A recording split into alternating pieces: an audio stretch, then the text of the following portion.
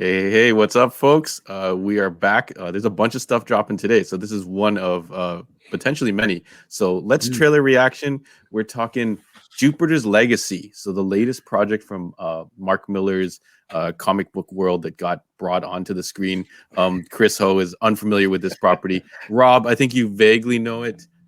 Yeah, I have a vague understanding, much like I understand that there's multiple forms of apples in the world. Yeah. I have a vague understanding that Jupiter's Legacy exists, but aside from that, I have no idea. Okay, Izzy, go. My daughter's like on break from school. All right, so Isabella, we have to do this. Okay, bye-bye. Okay, so yeah, Mark Millar, we know he has a ton of properties in the works. Nemesis is one of the newer ones, but the ones that we know of are Wanted, Kick-Ass, Kingsman, aka the Secret Service. I think he even gets a credit for that Logan movie because he did that original series Old Man Logan, which I feel like Logan took a lot from. So it's on his credits. So I guess we got to give him that. So do you guys generally enjoy his films?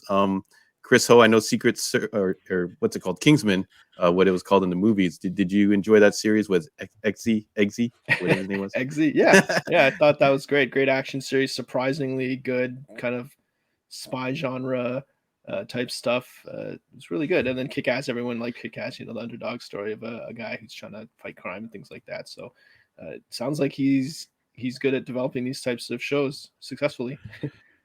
Yeah. I find what happens is he develops the idea, and then when Hollywood gets it, they kind of they flesh it out a little more. So they usually don't follow exactly what he did in the comics, especially in the case of like Kick-Ass and stuff like that. I actually feel Kick-Ass was more better portrayed in the movie than in the comic. Rob, are you a big fan of Wanted with Angelina Jolie? Yeah, it's funny you mentioned that. I was like, oh man, I got to go back and watch that, right, with McAvoy and Jolie. I remember that scene though when she spins the car, opens the door, and he folds into it. I always find though that I don't know if it's Millar or Millar, but I find that the movies are, as you said, much better than the source material. Like I think you got to give that up to the different directors. Like I don't know, I haven't read The Secret Service, which is the Kingsman is based on, but I suspect that Matthew Vaughn has done a much better job interpreting and making that property fun than what the comics were. The most recent Millar comic that I read was Reborn with Greg Capullo, and I felt like that first couple of issues was great, and then for me, it didn't stick the landing. Now, this is the first Millar had signed a massive deal with Netflix about 4 years ago to bring his Millarverse or whatever it's called, Millar properties. This is the first real I guess IP that Netflix has developed. They had The Magicians, I think it was called. They ended up canceling that. So we'll see what the response and reception is to this, and whether or not Netflix will continue to mine his properties or not. Yeah. So this is a brand new Netflix show. It's going to come out on May 7th. 8 episodes long, and they're gonna the release dates are all the same. So they're gonna drop the whole season on us at once. Nice. I have read the Jupiter's Legacy and Jupiter's Circle and all that, and I actually quite like the series. I'll read the kind of brief description here. So it says, no legacy lives forever. The first generation of superheroes have kept the world safe for nearly a century. Now their children must continue their legendary ideals. So it was kind of like they were like old school heroes from the 1930s and 1940s, and they've gotten older, and now their kids are kind of coming up in the generation. The comic book, I would say it had more of a feel towards, like the boys with the ultra violence and that kind of stuff. And the original series was Millar, I guess we're going with that, and Frank Quietly. So it had a very specific style, and it was very, I would say, most similar to Boys. So we'll see how this trailer looks. Any expectations going in, Rob? I know you're maybe following a little bit of the news. I know Josh Duhamel is attached to this. Josh Duhamel, yeah. I listen. I saw some screenshots of him in the costume, so I'm kind of hyped to see. I believe they actually filmed this in Toronto last year, so we saw a lot of behind the scenes stuff. So it looked good on those paparazzi shots from Toronto's that's set in Toronto. So we'll see how it translates. But I'm pretty psyched to see what it. This is something I've been looking forward to. So yeah. Okay, so Chris never even heard of this. This is probably like the day one of you even hearing of this property. Yeah, I would say. Does it whet your appetite a little bit? Like, are you like, I like these kind of darker shows, or? Yeah, for sure. Like I'm a big fan of The Boys and things like that, and these kind of different takes on superhero genres. I would say the fact that it's a show, I like, because Netflix movies are very hit and miss, like really big hit or really huge massive miss. Shows I find are more consistent on Netflix, so I think this will be good. I think it'll probably be pretty good.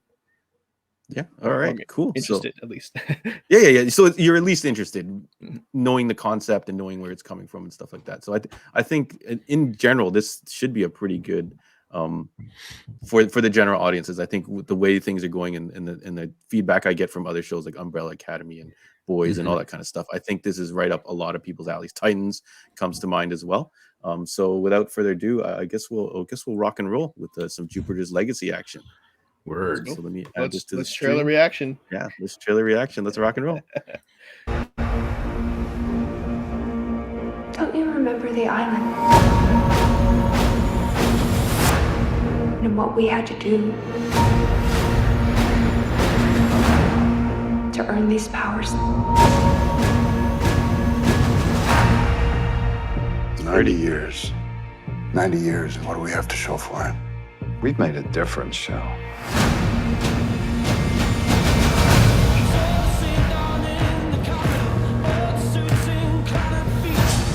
What was Dad like when he was younger? Nothing ever rattled him faster. The man I knew was never at home when I was a kid. Family aspect. Too busy saving the world.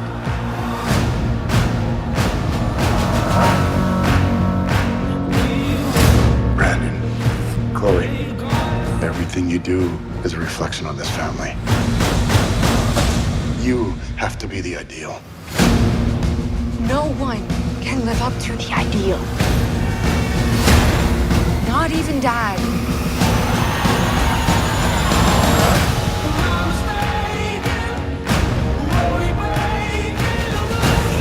They're not even close to being ready. And I'm doing everything I can to keep this family from falling apart. Well, it's not working. It used to be that you protect your country. Costumes look good. They call you a hero. The world is changing. So I guess we're gonna have to change with it.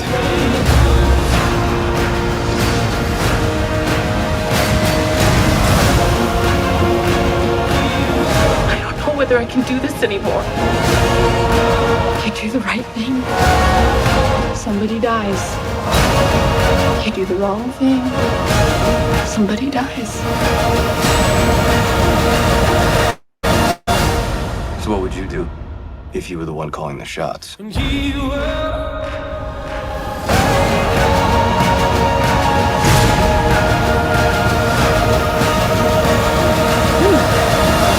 Nice logo.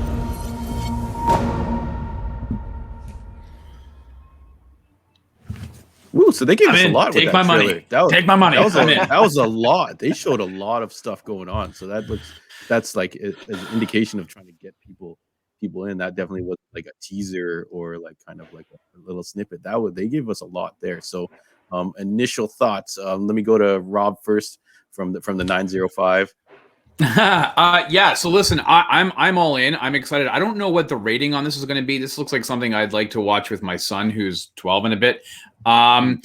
Interesting though, we've seen this, John. You and I've been watching, and we've talked about the Lois and Superman and Lois show, and the conflict of the kids trying to live up to Clark / Superman's identity and his ideal. And you're starting to see this, and not that it started with that show, but this seems to be an ongoing theme that a lot of comics and shows and movies are really kind of fleshing out.